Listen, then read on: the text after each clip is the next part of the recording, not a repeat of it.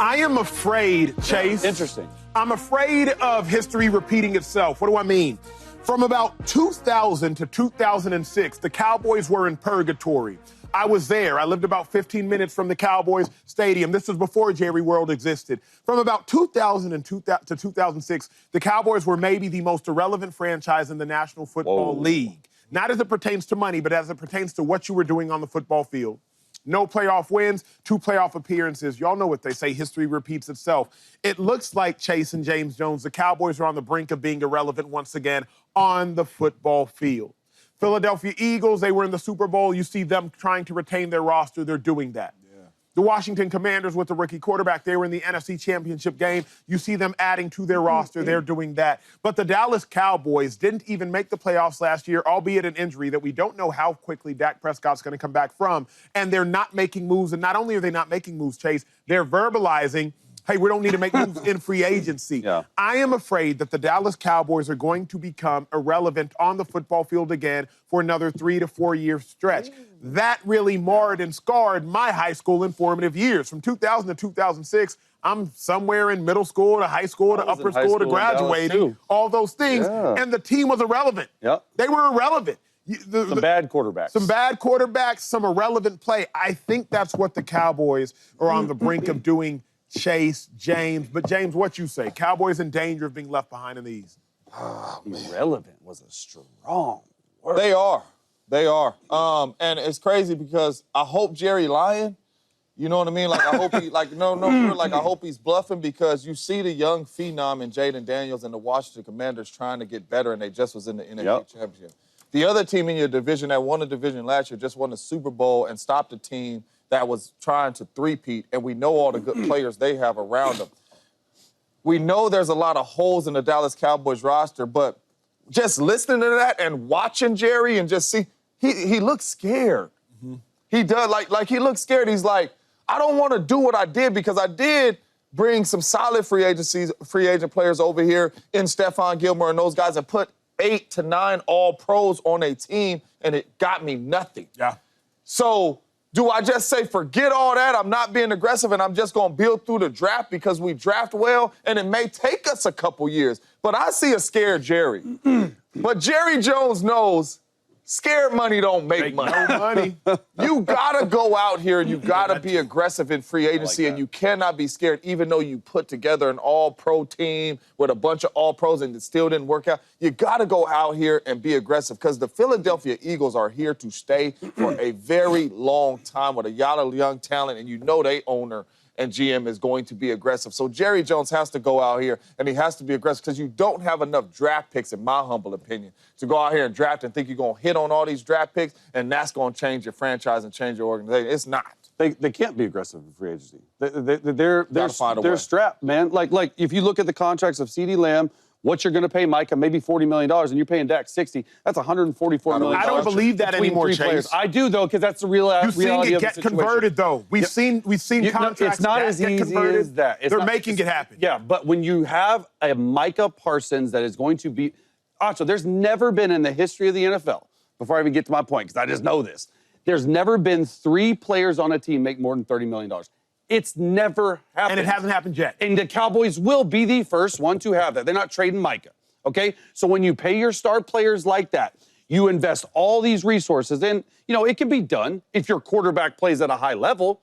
But if your quarterback doesn't play at a high level and you don't have the selective pieces around you, I would suggest players number 10 through number 30 on your roster are probably your most important players because they're the most players there. They help with special teams, they help with defense, they help with offense. Let's get back to the question. The Cowboys being in danger of being left behind in the NFC East. They've already been left behind. Like it's already happened. Like the 2 most important positions I would suggest in all of sports is the quarterback for an NFL franchise and, quite honestly, the NFL coach for a franchise. Okay? So that's the most important relationship. And if you look at the NFC East and these head coach relationships, I've ranked them. Because let's just see where they're at. Okay, look, Jaden Daniels, in my opinion, is the best quarterback in the NFC East. Just your left column right here. Follow me. The only reason I put Dak Prescott at 2 and not Jalen Hurts is because Shady wasn't here, because I would hear a lot of that, okay? A healthy Dak Prescott, in my opinion, is the number 2 ranked quarterback. He could go to 3. We're not talking about winners. We're not talking about Super Bowls. We're talking about just pure talent on the field, okay? And then you got number 4, the Giants start. I have no idea who it's going to be. Drew Lock, is it going to be a draft pick? Then you look at the head coaches, Nick Sirianni's 1, but just go down to the star. Brian Schottenheimer, number 4, unproven. Not saying he's not going to be there. Bro, you quite possibly have the number 3 quarterback in your division and the last ranked head coach in your division. How are you not left behind? You went out. You had a chance to make a splash hire. Quite literally, Jerry Jones could have had the pick of the litter of NFL coaches.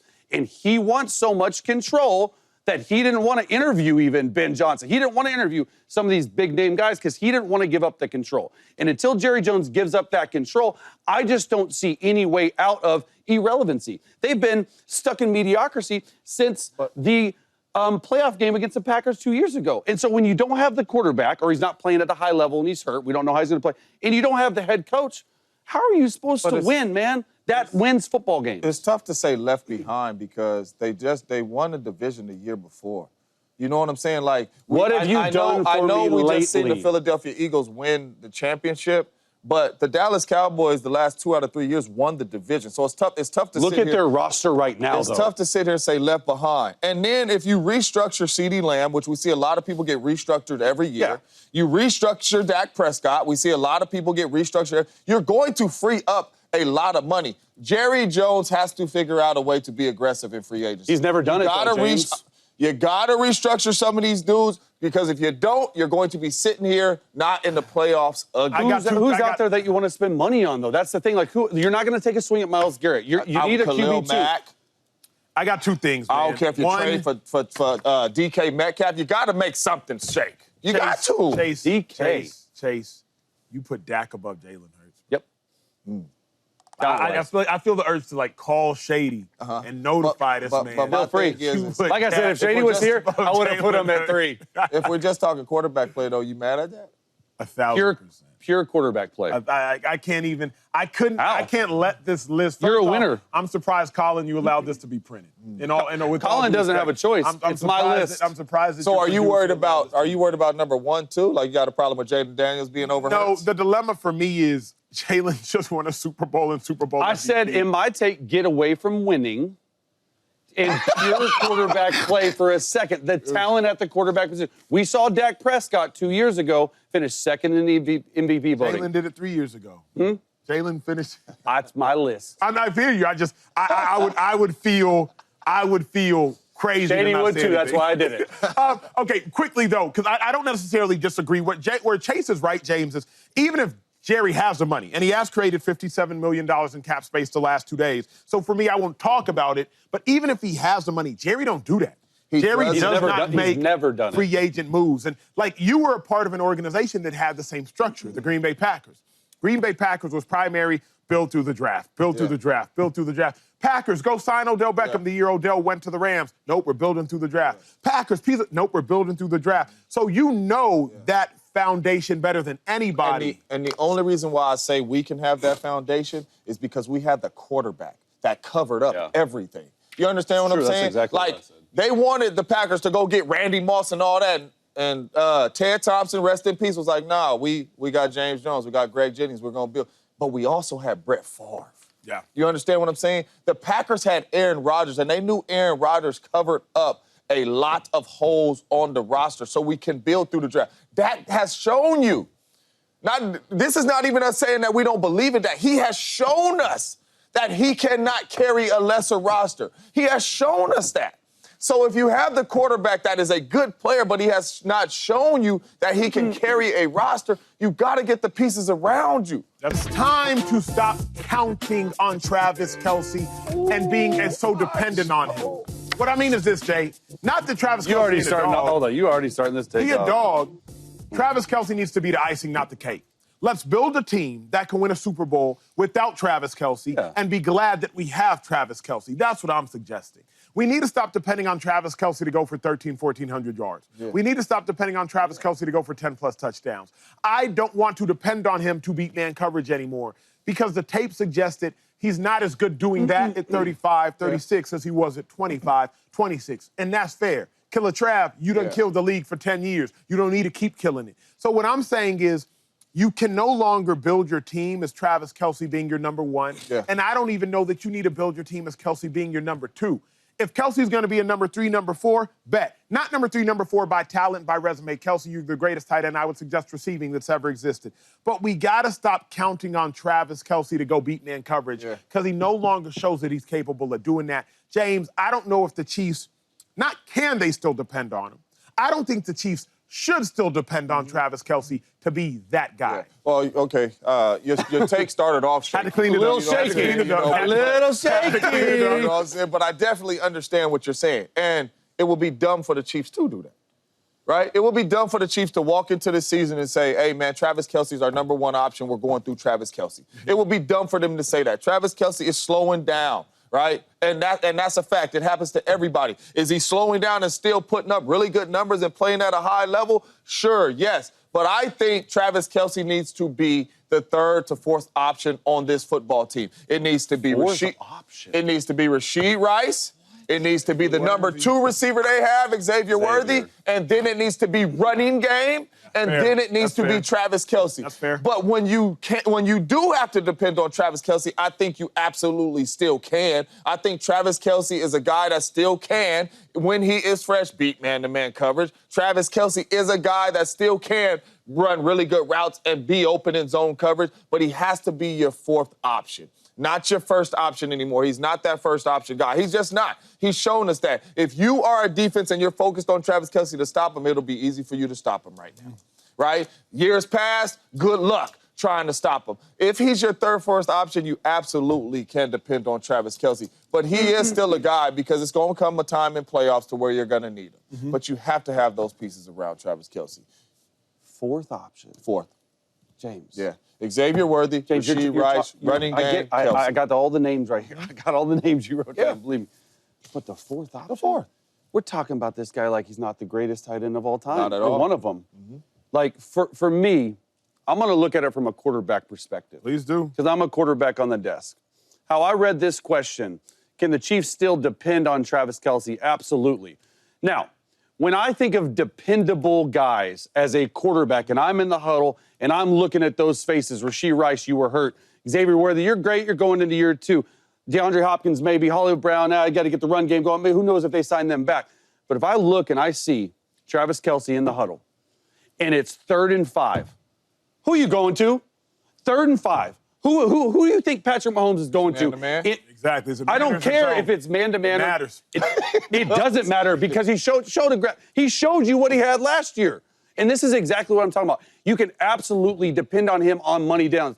Like, they thought he was the number 1 option last year. He had 133 targets. He had 97 catches. He had 823, all first on his team. Now, the touchdowns went down, I agree. And I would be the first one to agree because I came into the league with him when he was a rookie. I was there. I threw him his first touchdown, okay? I like to say that because it's true. Like, he was like one of those things like, hey, man, this guy's got it. He's slowing down. But dependable option for me, how I look at it as a quarterback, I don't need you on 1st and 2nd down. I don't need you. I got the run game. I got Hollywood Brown, who I think they should absolutely sign back. Rashid Rice is, in my opinion, a bona fide number 1 for the Chiefs offense. But on 3rd down, you better believe I'm looking at Travis Kelce. You better believe Andy Reid's call sheet has all the play calls on it. You're in the red zone. I'm looking for Travis Kelce. I'm looking for ways to get him open. Now, I agree, physically he's taken a step back. But they can absolutely, dependable guy for a quarterback in a huddle is in a money down situation when the game's on the line, and I look and I see all those young cats right there, which they're good. I'm looking at Travis Kelce. So really quick, though, because the graphic was cute. It's very, very good. Because he got a lot of targets. 133. So, a lot of catches. Rashid Rice not in the building. Hollywood Brown not in the building because he got hurt really, really early. Yep. Isaiah Pacheco not in the building because he got hurt really, really early. Those 3 dudes on the football field, what do you think those targets look like? I think it actually goes up. Here's why. If you have Rashid, no, listen. How? Maybe not the targets go up. I think the way Travis Kelce is defended is completely different. If you have a Rashid Rice, if you have an Xavier Worthy, they are probably 1 and 2 for the defenders. True. Okay, so I think Travis Kelce can beat man-to-man coverage on a linebacker. What I'm saying is he got Travis Kelce doesn't see it. He got 133 targets. So how many targets is Rashee Rice getting when he's on the field? No clue. No clue. Probably 100. Maybe the targets don't go up, but I think the catches in big-time situations, because he's going you're to playing have them different. If those three dudes are there healthy, he's going to have 70 targets. And here's He'll have more than 70. Here's the dilemma. Here's the dilemma for me. Mahomes loves them. The dilemma for me, though, Chase, and I think that's the problem. I think the dilemma for me is that Mahomes loves them. Kelce is no longer still giving you the output he was once giving you, but he still has the input that he's always had. And so Mahomes is still giving him the targets. He's just doing less with it. He had to give him the targets. Exactly right. Like Chase showed you one graphic. I found something interesting. If you look at Kelce over the last 3 years, the yards have gone down. The catches, yards per catch have gone down. The touchdowns have gone down. So though he's still first on his team, if you look at Kelce compared to Kelce, he has given you less. So Mahomes is still giving him the same, but Kelce's giving you less with what Mahomes is giving him. So while Chase's graphic is telling that Kelce was still the first option for the Chiefs, I believe this is just as, if not more, telling, because though he's the first option for the Chiefs, he's no longer giving you what he was once giving you. I don't like depending on Kelce to win you a Super Bowl. How about what we heard out of their own coach's mouth? What'd he say? Andy Reid came on our show and he said it hurt Travis Kelce when we don't have another guy in the slot and have that speed on our football team. He told us that, which means we want to have these other guys around him to take attention off Travis Kelce so he can be at his best, which means we want to look at these dudes first, and we need these options first, and then we'll come to Travis Kelce. I'm telling y'all right now, if Hollywood Brown is healthy and Rashee Rice is on the field and Pacheco is there, those catches and targets are all the way down to about 70 targets, which is phenomenal for Travis Kelce because 50 of them could be on third down, and I'm cool with that because you trust him. And that's why I'm saying you can depend on him still, but you not depending on him as a number one option. Being a high-level receiver, okay, and you're in the slot like Kelce, and you have those guys like Rashee Rice, Hollywood Brown, if they re-sign them, in a run game, don't you think it's way more favorable matchups for Travis Kelce this year than it was last year? Yes, but I think the targets could go down. That's why I'm saying if I know I have all that around him and it's 3rd and 5, I know I could depend on Kelce right now because I've been going to these dudes. Is going to do on because I've been going to dudes, and I am fine with that. But I'm not cool with 133 targets and you being first because that's not what you are. I think his play count will go down. I don't think you're going to be playing him 60 snaps a game. I think you play him 35 to 40, and those 35 and 40 are on third down, in the red zone, in 2 minute, where Mahomes throws the ball to him. Yeah, so the little birdie in my... So that's depending. The little birdie in my ear, just told me, Rashee Rice on the field, 5 targets for Kelce. Rashee Rice off the field, 9 targets for Kelce. A game. There you go. You understand what I'm saying? So now imagine Rashee Rice there, Hollywood Brown there, and Isaiah Pacheco there, healthy. 95 targets a game, then. No, 95 targets on the year. Yeah. But that's just a game. A year. You said 70. No, thank you, little birdie in the year. But that's just one dude. What up, YouTube family? Welcome to the facility. Thanks for watching, and you better be sure to hit that subscribe button if you want to get more highlights from the show and all of our exclusive content.